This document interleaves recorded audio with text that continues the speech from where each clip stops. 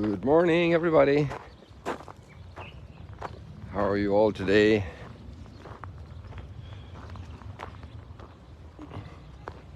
Let's take a peep here and see how the water's coming up.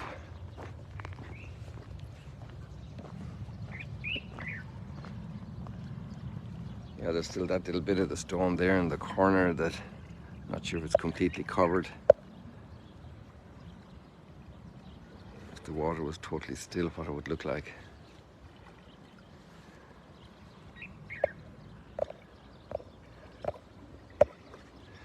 But in any case, it continues to rise.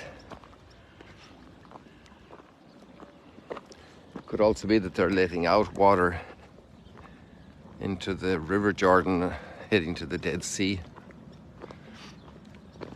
I'm not sure if they have a view of the eventual weather, like longer term. There's a good likelihood that there'll be more downpours. But we're getting towards the end of the rainy season, or the potentially rainy season. Sometimes it's very little. People, I want to do something practical for you first, just a little commentary. I first of all say thank you for all the people who follow. Let's do it this way here so you can see the sunshine. There we go. So basically the idea is the following. I've been getting a couple of recommendations that I should do the live streams on YouTube and then put the link on Facebook. And I don't want to make the decision hastily, so I'm getting some more opinions and just wanted to tell you, usually it shouldn't be a problem for people who use Facebook to use YouTube. The contrary is more the case. People who use... Now there we are. So I will check obviously with a few more people who are more technically adept at these things than I am. I know how to copy and paste, there's not much more than that. So the idea is to live stream on YouTube. So YouTube is more private. People don't have to reveal themselves as much. Now, there's of course the whole issue about the conversation. But I think you can still write notes right away on YouTube.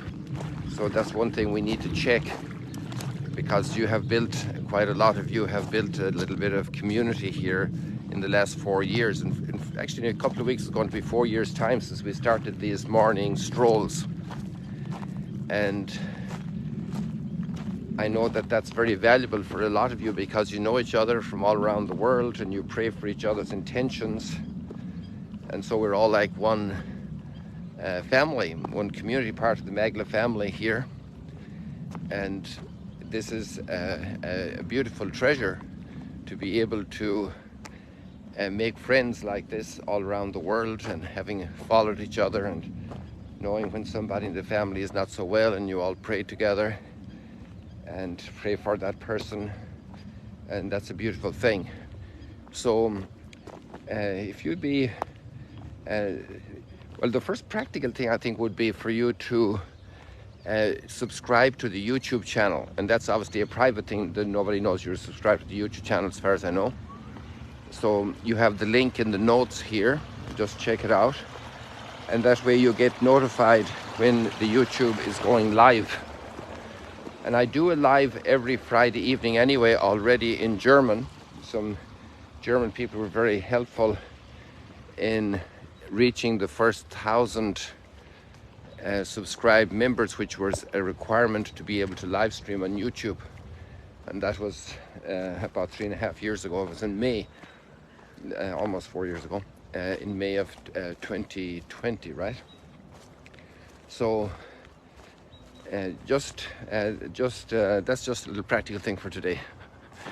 I thank you again for all your faithful following and for your prayers, because at the end of the day, this is, or the beginning of the day, we do it.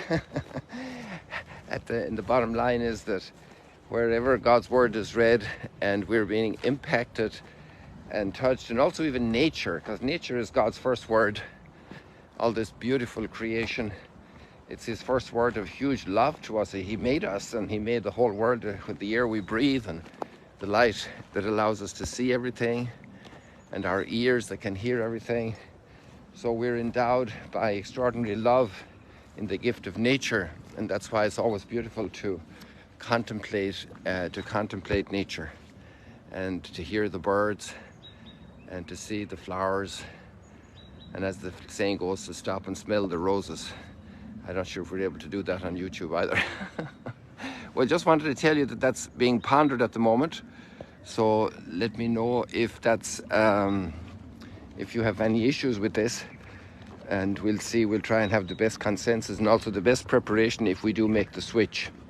Okay, and the video will definitely be also available on Facebook afterwards, but the live would be on YouTube. Okay, doke. So today we have very nice theme cutting across all of the readings, and that is something that sometimes itches us the wrong way and bothers us, because we have a type of an allergy in our will, and that is how we relate to God's law.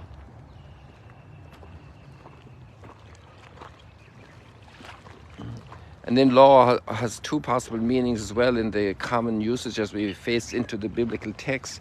And one is a technical term, and the law and the prophets, right? The Torah. And that's actually not legalistic laws. It is much more the whole of the Torah teaching of the 5 books of Moses, the law. The first 5 books, as they're so classically called, traditionally called the 5 books of Moses. So then that the law is a very broad term, so it's the whole revelation of God, of our own identity, of who we are, of our life and our life's purpose. So the law is a much broader thing than like you have to do this or don't do that. That's also there's those aspects of our life that are highlighted and instructed to thrive with the law. And in our time we're very legalistic, so we have laws that tell us we can't drive in this street, and you have to fill out this form, you have to get a license to drive a car, you have to reach a certain age to qualify for a certain thing. So obviously every society needs to regulate the relationships, and also to have consequences when people don't respect the relationships.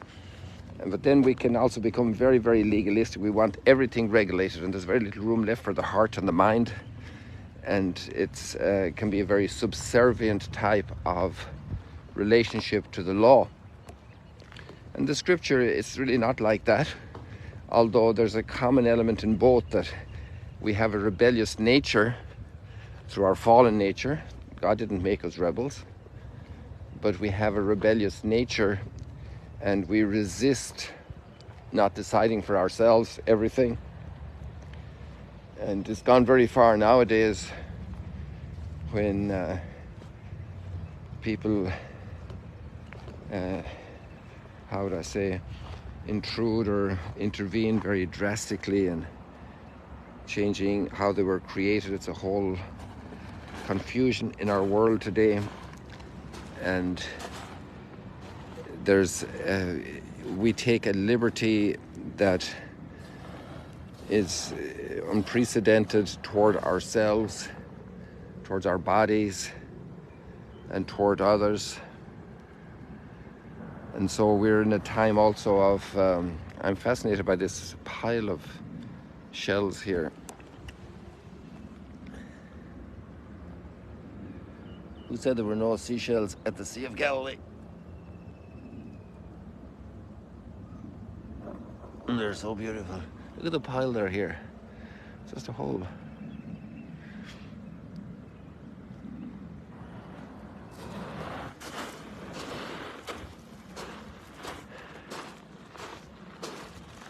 So the readings today help us to appreciate and to love God's laws. They are so wise. Sometimes children are in a tug of war with their parents over certain behaviors. Maybe other families have different standards, different background, different culture, and deal with them in a different way. And children can be maybe a little annoyed over that, or a lot annoyed.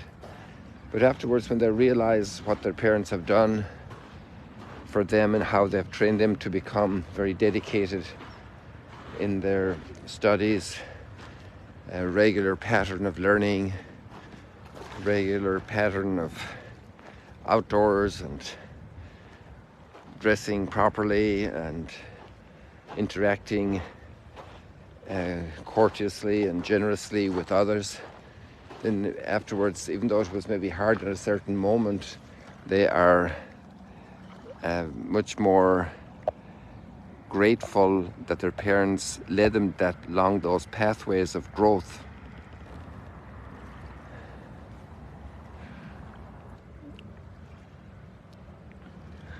See who's here? I just see 3 chicks, so there were 5. Now I see 4 chicks. Now I see 5 chicks. That's the farmer instinct, you know. You go out to the field to check the sheep, and the first thing Daddy wanted to know is, did you count them? Or are they all there?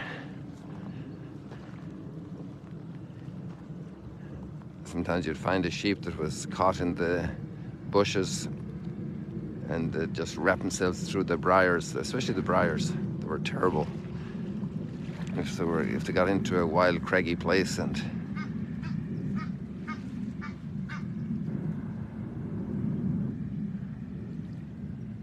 you had to undo the briars from the wool.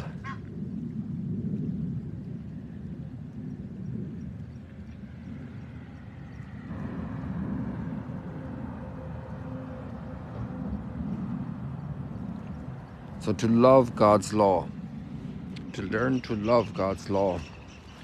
And sometimes we don't understand it, or sometimes we feel constrained and restricted.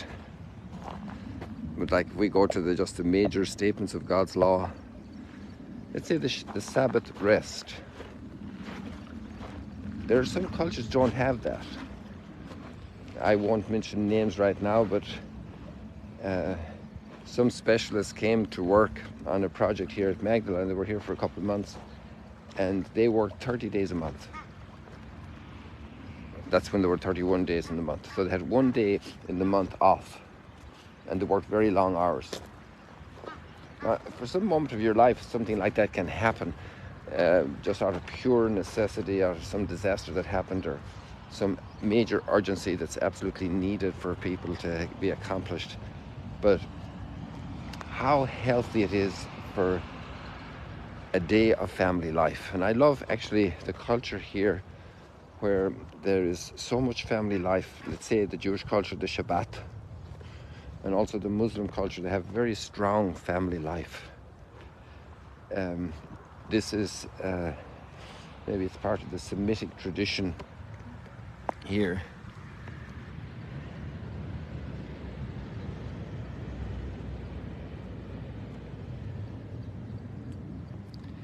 There's just a lot of dedication to it.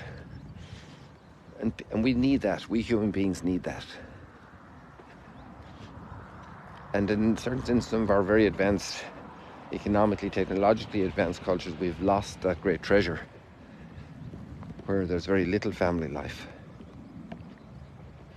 I remember in the one country, I won't say the name right now, in Europe, when I was there, this was probably in the mid-90s or maybe earlier, in the early 90s, and I got to know a family, and the grandparents were visited by a son and his family once a year for 2 hours the day after Christmas. And they only lived 20 kilometers away.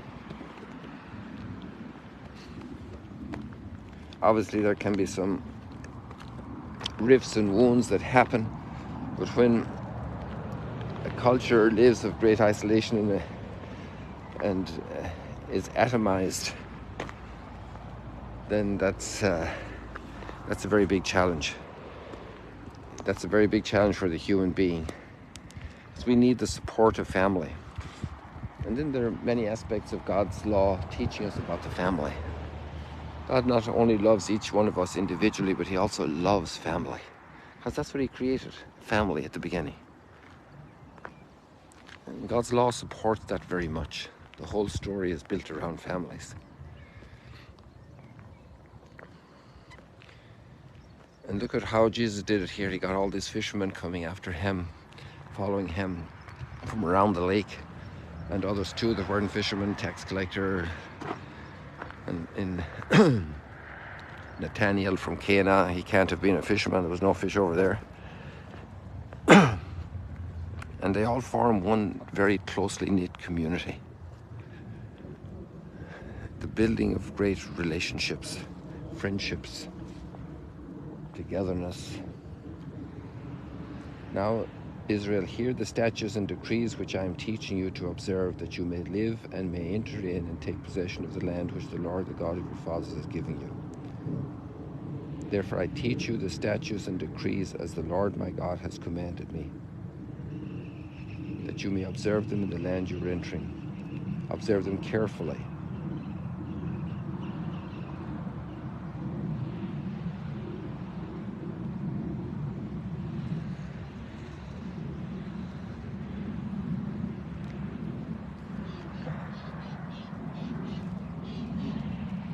And Jesus says up at the Mount of Beatitudes, which is right behind this sign here, Matthew chapter 5, very shortly after the Beatitudes, which are in a way the new law, if you will, the law to our happiness. Do not think that I have come to abolish the law or the prophets. I have not come to abolish, but to fulfill. Not the smallest letter of the law shall disappear. Whoever obeys these commandments will be called greatest in the kingdom of heaven. To love God's law. People, God bless you. Just ponder that thing about the switch over to do a live from YouTube, and check out the YouTube connection in the text here attached, and you could subscribe to it and the channel, and that way you'll be connected. I haven't made a final decision yet. I'm going to ask a couple more people who are better at this than me, and also I take into account your thoughts and suggestions. God bless you all. A change can be a little bit of a challenge, but hopefully it would work out then very well. This is what I'm being told. Hey, one last thing up here in the mountain. Just saw a cow up here. You know, I'm a farming boy, so I have to take note of this. There's another one over behind there, on each side of that pylon. God bless you people. See you later, alligators.